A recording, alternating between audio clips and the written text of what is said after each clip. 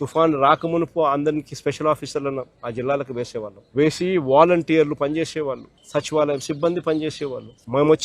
మా ప్రభుత్వ హయాంలో ఏకంగా కలెక్టర్ల పరిధి డిస్ట్రిక్ట్ సైజ్ తగ్గించినాం. దానివల్ల ఎక్కువ కలెక్టర్లు, తక్కువ కాన్స్టిట్యున్సీకి ఎక్కువ కలెక్టర్లు వచ్చినారు, ఎక్కువ జేసీలు వచ్చినారు, దానివల్ల ఎక్కువ ఎస్పీలు వచ్చినారు. దానివల్ల మా ప్రభుత్వ హయాంలో సచివాలయాలు వచ్చినాయి. మా ప్రభుత్వ హయాంలో వాలంటీర్ల వ్యవస్థ ఉండేది, స్పెషల్ ఆఫీసర్లను వేసేవాళ్ళం. ప్రాణ నష్టం జరగకోకుండా ఖచ్చితమైన చర్యలు తీసుకోవాలని చెప్పి గట్టిగా చెప్పేవాళ్ళం. కలెక్టర్ల చేతుల్లో డబ్బులు పెట్టేవాళ్ళం. అన్ని రకాలుగా కలెక్టర్ల దగ్గర నుండి చూసుకోమని చెప్పేవాళ్ళం. ఈ రోజు ప్రభుత్వం చేస్తా ఉన్న పనితీరు గాలికి ఎగిరిపోయింది. ప్రభుత్వం అన్నది ఈ రోజు ఉందా లేదా అర్థం కాని పరిస్థితిలో రైతున్నాడు. రైతుకు నష్టం వచ్చినా కష్టం వచ్చినా గానీ పట్టించుకునే పరిస్థితి ఎక్కడా కూడా కనిపించని పరిస్థితిలో ఈ రోజు రాష్ట్రం ఉంది. నేను ఇవాళ చంద్రబాబు నాయుడు గట్టిగా చెప్తా ఉన్నా, ఎందుకు లెక్కలు తక్కువ చేసి చూపిస్తా ఉన్నారు? 15 లక్షలు అని చెప్పి పంట నష్టం జరిగిన పరిస్థితులు గతంలో ఎప్పుడు జరగలేదు అని చెప్పి ఆ రోజు మీ ఎల్లో మీడియాలోని పేపర్లు సైతం రాసినాయి. ఎందుకు రైతులకు తోడుగా ఉండడానికి ఎందుకు వెనకడుగు వేస్తున్నారు? ఎందుకు రైతులకు ఎన్యూమరేషన్ కోసం అప్లికేషన్ పెట్టుకుంటే ఎన్యూమరేషన్ చేస్తే మీ వరి పంట మేము కొనుగోలు చేయము అని ఎందుకు రైతుకు భయపడిస్తున్నారు? ఎందుకు లెక్కలు తక్కువ చేసి చూపిస్తా ఉన్నారు? ప్రభుత్వం అన్నది రైతుకు మంచి చేయాల్సింది పోయి రైతుకు నష్టం చేసే కార్యక్రమం ఎందుకు చేస్తా ఉన్నారని అడుగుతా ఉన్నా.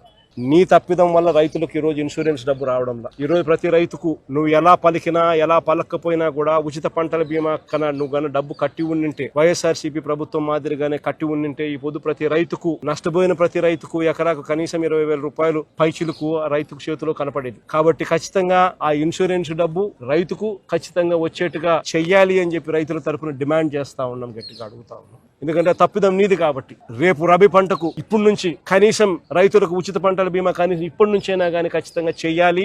ఈ పరిస్థితి మళ్ళీ రైతుకు ఉత్పన్నం కాకూడదు అని చెప్పి కూడా డిమాండ్ చేస్తూ అడుగుతా ఉన్నాం. రైతులకు ఇన్పుట్ సబ్సిడీ కింద బకాయిలు పెట్టారు. ఈ లేచిన లెక్కల ప్రకారమే 600 కోట్లు ఇవ్వాలని చెప్పి ఇల్లే బకాయిలు పెట్టారు. ఆ బకాయిల సొమ్మును కూడా వెంటనే రైతులకు ఇవ్వాలి అని చెప్పి కూడా గట్టిగా డిమాండ్ చేస్తా ఉన్నాం. చంద్రబాబు నాయుడు గట్టిగా మాట్లాడుతా ఉన్నాం, రైతు సంతోషంగా ఉంటేనే రాష్ట్రం బాగుంటుంది. రైతు గన కన్నీరు పెట్టినాడు అని అంటే ఏ ప్రభుత్వంకైనా కూడా అది అరిష్టమే అని చెప్పి చంద్రబాబు నాయుడు గుర్తుపెట్టుకోమని గట్టిగా చంద్రబాబు నాయుడుకు వార్నింగ్ ఇస్తా ఉన్నాం. ఈ సమయంలో చంద్రబాబు నాయుడు దృష్టిలో రైతు అనేవాడు వ్యవసాయమే దండుగా, వ్యవసాయం చేయడమే దండుగా, రైతు వేస్ట్ అనేది చంద్రబాబు నాయుడు మైండ్ సెట్. అందుకనే రైతు ఈ రోజు ఇన్ని అగసాట్లు పడతా ఉన్నాడు, ఇన్ని అవస్థలు పడతా ఉన్నాడు. ఈ మైండ్ సెట్ మార్చుకుని రైతు రాష్ట్రానికి వెన్నెముక అని చెప్పి గుర్తించమని చెప్పి చంద్రబాబు నాయుడు గట్టిగా డిమాండ్ చేస్తా ఉన్నాము. చంద్రబాబు నాయుడు గారు స్పందించే తీరు గన సరిగ్గా లేకపోతే రైతుల తరపున వైఎస్ఆర్సీపీ ప్రభుత్వం పోరాటం చేయడానికి సన్నద్ధంగా రెడీగా ఉంటుందని కూడా ఈ సందర్భంగా గట్టిగా చంద్రబాబు నాయుడుకు వార్నింగ్ ఇస్తా ఉన్నాం. ఈ సందర్భంగా కౌలు కార్డులు కూడా లేవు,